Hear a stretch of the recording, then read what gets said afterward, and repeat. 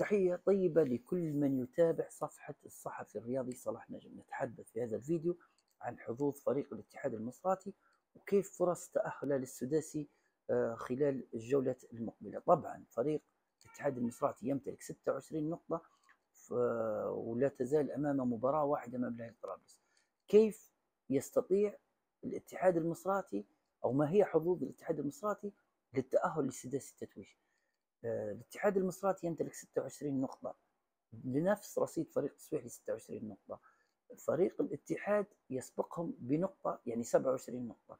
على فريق الاتحاد المصراتي أنه يحقق الفوز في المباراة المقبلة أمام الأهلي طرابلس، عندها يصل إلى النقطة 29 وينتظر تعثر فريق الاتحاد وتعثر فريق السويحلي.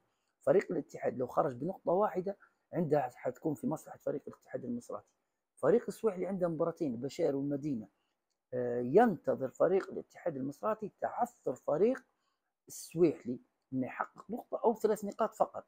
لما يحقق 3 نقاط وفريق الاتحاد المصراتي يحقق الفوز، حيكون الفريقين متساويات في النقاط ب 29 نقطه. عندها ستعود الى النتائج المباشره بين الفريقين. نجد ان فريق الاتحاد المصراتي يتفوق على فريق السويحلي في المباريات المباشره، حقق الفوز في المباراه السابقه 3-2 وفي الإياب تعادلوا 0-0. إذا هذه هي حظوظ فريق الاتحاد المصراتي.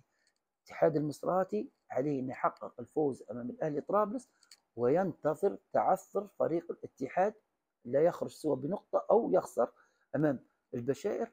أيضا فريق السواحلي من خلال المباراتين اللي عنده أمام البشائر والمدينة يتعثر ولا يتحصل على أكثر من 3 نقاط.